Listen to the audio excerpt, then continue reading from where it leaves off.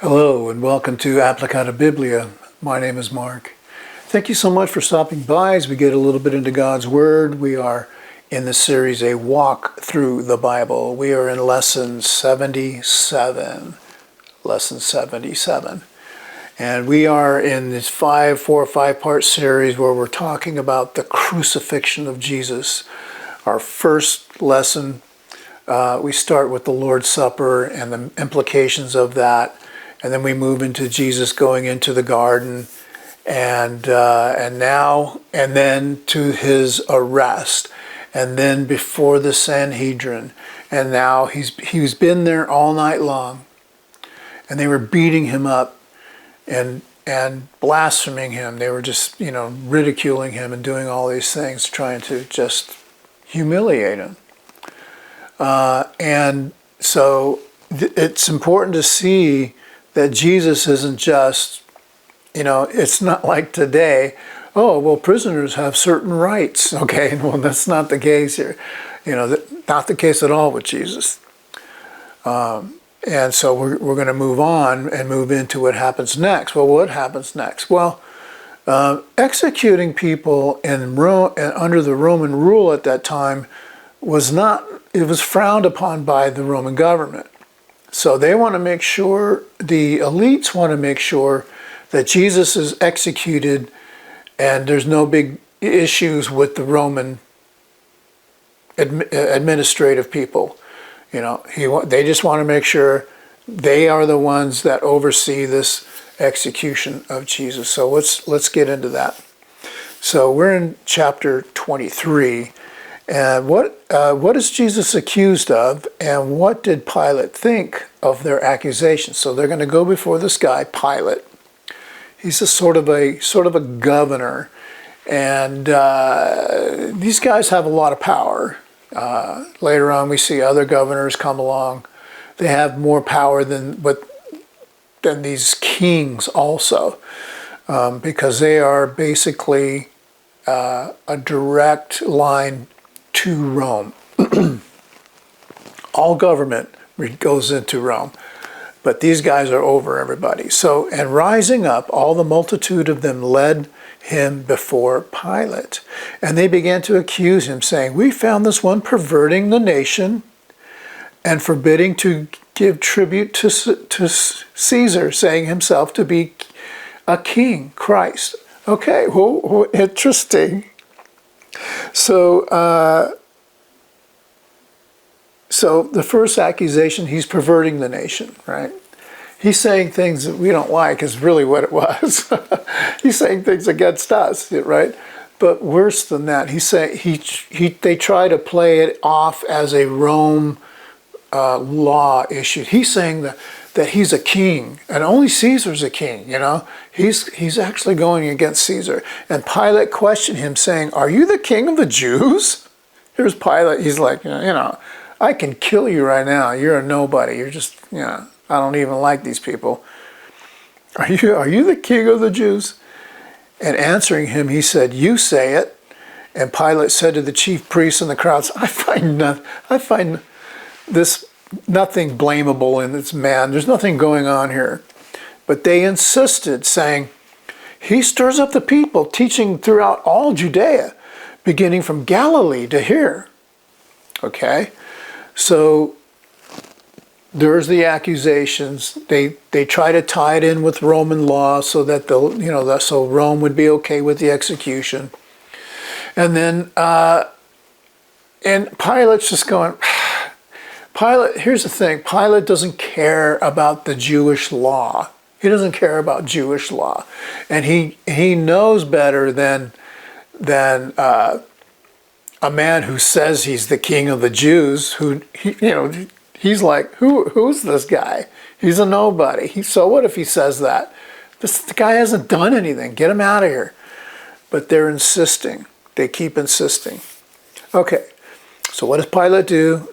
And why does Herod want to see Jesus? Now, and hearing Galilee, Pilate asked if the man is a Galilean. And knowing that he is from Herod's jurisdiction, he sent him up to Herod, because Herod's in Jerusalem at the time, and also being in Jerusalem in those days.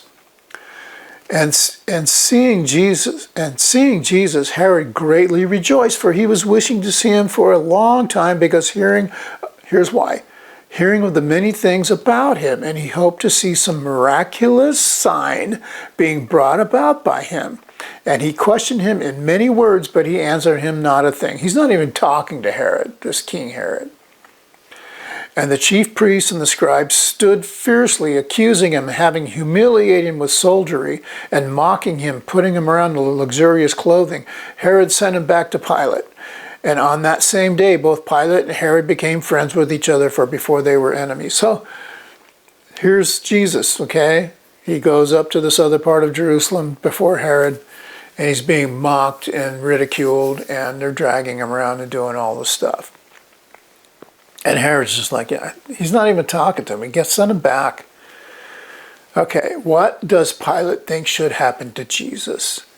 Having called together the chief priests and the rulers of the people, Pilate said to them, "You brought this man to me as perverting the people, and behold, examining him before you, I found nothing blamable." Here's the second time you've said this.